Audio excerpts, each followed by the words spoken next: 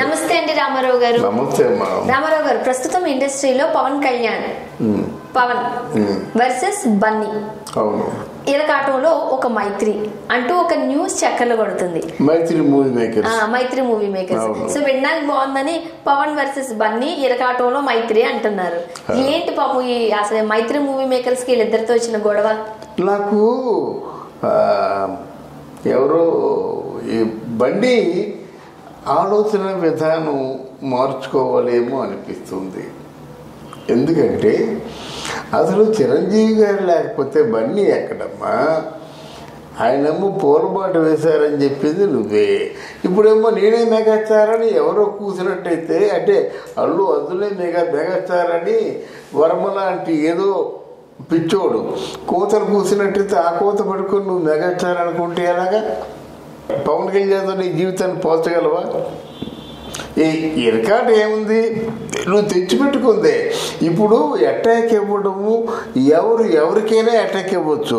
మీరు వీడియోల్లో చూసినట్టయితే వాళ్ళు అనకూడదు, కానీ ఒక ప్రధానమంత్రి గురించి మాట్లాడుతుంటారు. ఆ ప్రోటోకాల్ తెలిసిన వాళ్ళు ఎవరైనా మాట్లాడతారా?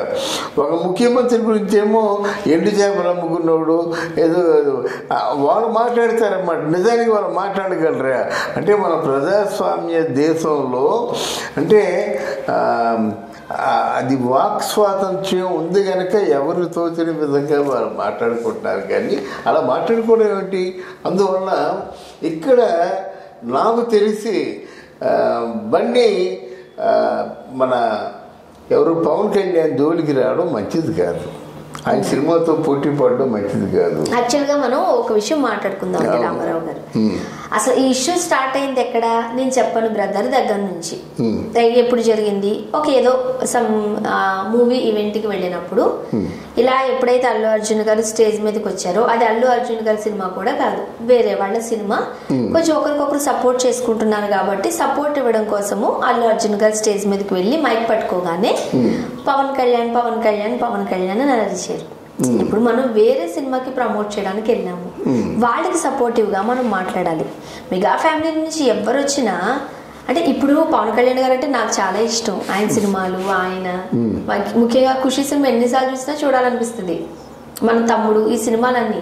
సో నేనేమంటానంటే ఆ టైంకి వాళ్ళు వేరే చిన్న సినిమాలు ప్రమోట్ చేయడానికో వేరే మూవీ దగ్గరికి వెళ్తున్నప్పుడు పవన్ పవన్ పవన్ అరవడం కూడా తప్పు కాదు, కానీ అసలు ఇంక ఏమీ వినపడకుండా ఏమీ చెప్పలేకుండా అదే పడంగా పవన్ పవన్ పవన్ అంటే అసలు వచ్చిన పర్పస్ వేరే కదా.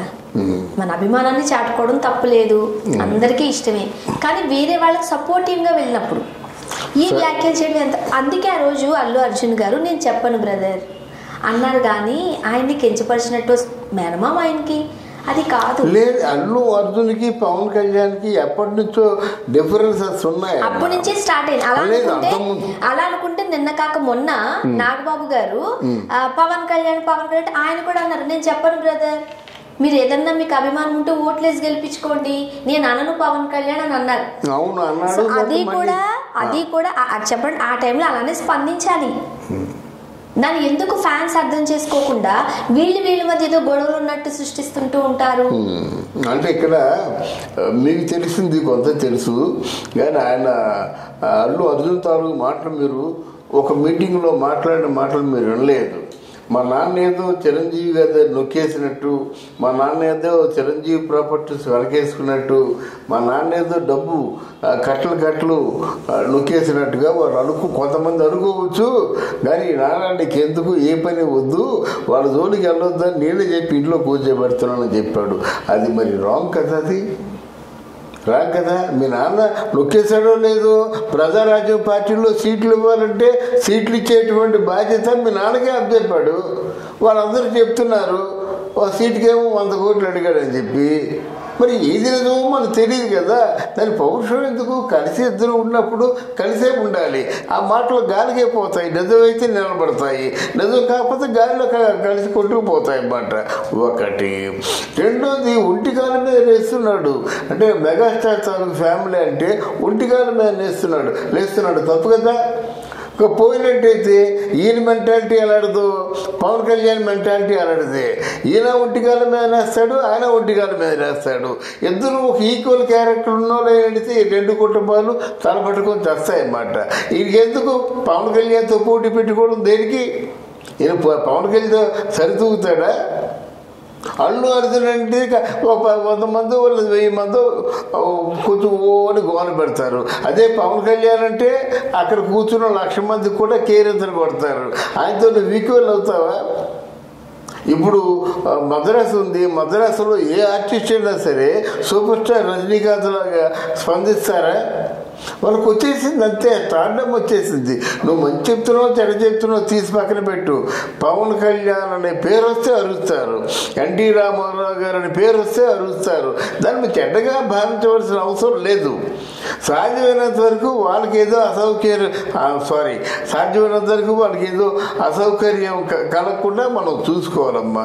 అంతేగాని కేవలం మనం పౌరుషానికి పోయి కయ్యానికి కాలు దూపినట్టయితే ఆయన తప్పు చెప్తారు. ఇప్పుడు మైత్రి ఎరకాటం ఏంటి? మైత్రి మూవీ మేకర్స్ ఈయనతో చేస్తున్నాడు, ఎవరు మన బన్నీతో చేస్తున్నాడు. At the same time Pavan కళ్యాణ్తో చేస్తున్నాడు. ఇప్పుడు ఏ సినిమా ముందు రిలీజ్ అవుద్ది? పవన్ కళ్యాణ్తో ముందు రిలీజ్ అవ్వాలి, బన్నీ ఆగాలి. ఎందుకంటే పవన్ కళ్యాణ్ సినిమాలు పూర్తయిన తర్వాత కోల్డ్ స్టోరేజ్లో ఉండవు, వెంటనే సినిమా రిలీజ్ అయిపోతే కానీ ఆయన సొమ్ము చేసుకోలేడు అన్నమాట. ఇట్లాంటి ఒక ఒక ఎరకాటంలో పడ్డ వాతావరణం ఏర్పడింది కనుక మనం మీడియా వాళ్ళు ఊరుకుంటారా? మీడియా వాళ్ళు ఫోకస్ చేస్తున్నారు దీన్ని. బట్ ఏదేమైనప్పుడు కూడా పవన్ కళ్యాణ్ సినిమా ముందు రిలీజ్ అవుతుంది, బన్నీ సినిమా అంత తేలిగ్గా రిలీజ్ అవ్వదు. అంటే పవన్ ఫ్యాన్స్ ఆపేస్తారంటారా? లేదమ్మా, పవన్ కళ్యాణ్ సినిమా షూటింగ్ అయిపోయి పోస్ట్ ప్రొడక్షన్ అయిపోతే రిలీజ్ అయిపోద్ది. పవన్ కళ్యాణ్ సినిమాకి ఫెయిల్ అవుద్దా సక్సెస్ అవుద్దా అన్న ఆలోచన ఉండదు. కానీ బండి సినిమా అలా కాదు కదా. పుష్ప సినిమా చేసిన తర్వాత చాలా జాగ్రత్త పడుతున్నాడు. బాగా విజువల్స్ బాగున్నాయి లేవా, రీ రికార్డింగ్ బాగుందా లేవా, సాంగ్స్ బాగున్నాయి లేవా, ఇంకేమైనా మాస్క్ సాంగ్ పడాలా, ఇన్ని రకాలుగా బండి ఆలోచిస్తున్నాడు. మరి ఆలోచన టైం అంటే పోస్ట్ ప్రొడక్షన్ చాలా టైం పడుతుంది. సుకుమార్ పేరుకి డైరెక్టర్ కానీ బండి మొత్తం అంతా ఆలోచిస్తుంది బండి. అది అక్కడ లేదు, ఎక్కడ పవన్ కళ్యాణ్ తెలియలేదు. సినిమా అయిపోయింది, పోస్ట్ ప్రొడక్షన్ అయిపోయింది, రిలీజ్ అయిపోయింది అంతే. ఆ సినిమా ఎలాగ హిట్ అయిపోతుంది. పవన్ కళ్యాణ్ సినిమా ఫెయిల్ అయిపోయినట్టయితే 100 రోజులు ఆడుద్ది. ఇది అలా కాదు కదా, ఫెయిల్ అయిపోతే మళ్ళీ చెప్పలేము.